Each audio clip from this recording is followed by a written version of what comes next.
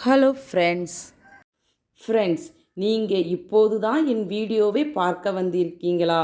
இதற்கு முன்னாடி நான் அருள்மிகு ஸ்ரீ மீனாட்சி அம்மனின் அற்புதங்களை பற்றி கூறியதை நீங்கள் இன்னும் கேட்கலையா? கவலை வேண்டாம், அதற்கான லிங்கை நான் டிஸ்கிரிப்ஷனில் கொடுத்துருக்கேன். உடனே போய் அதை கேட்டுவிட்டு அதுக்கப்புறம் வந்து இந்த வீடியோவை கேட்க ஆரம்பிங்க. மதுரை மீனாட்சி அம்மன் கோவிலில் உள்ள தெப்பத் திருவிழாவை பற்றி கேட்போம். மதுரை வண்டியூர் மாரியம்மன் தெப்பக்குளத்தில் தெப்பத் திருவிழா ஆண்டுதோறும் தை மாதம் நடைபெறுகிறது. மீனாட்சி அம்மன் கோயிலுக்கு கிழக்கே 6 கிலோமீட்டர் தொலைவில் உள்ளது வண்டியூர் தெப்பக்குளம்.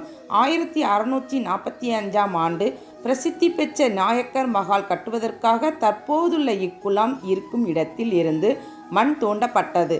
அவ்வாறு மண் தோண்டியதால் அந்த இடம் பெரும் பள்ளமாக மாறியது. அதுவே பின்னர் தெப்பக்குளமாக உருமாறப்பட்டது. வண்டியூர் அருகே இக்குளம் அமைந்த காரணத்தால் அது வண்டியூர் தெப்பக்குளம் என்று அழைக்கப்படலாயிற்று. திருமலை நாயக்க மன்னர் காலத்தில் இது அமைக்கப்பட்டதால் இதனை திருமலை நாயக்கர் சமுத்திரம் என்றும் கூறுவர். இதன் நீளம் 1000 அடி, அகலம் 950 அடி. இக்குளத்தின் கொள்ளளவு 115 லட்சம் கன அடி. பக்கத்திற்கு 3 படித்துறைகள் என்று மொத்தம் 12 படித்துறைகள் உள்ளன. 15 அடி உயரத்திற்கு குளத்தை சுற்றிலும் சுவர் எழுப்பப்பட்டுள்ளது. அந்த அளவிற்கு மிகப்பெரிய தெப்பக்குளமாக இது அமைந்துள்ளது. திருக்குளத்தின் நடுவே மரங்கள் அடர்ந்த அழகிய நீராழி மண்டபம் உள்ளது. நடுவே விநாயகர் கோயிலும் அமைந்துள்ளது. இதன் 4 மூலைகளிலும் 4 சிறிய மண்டபங்கள் அமைந்துள்ளது.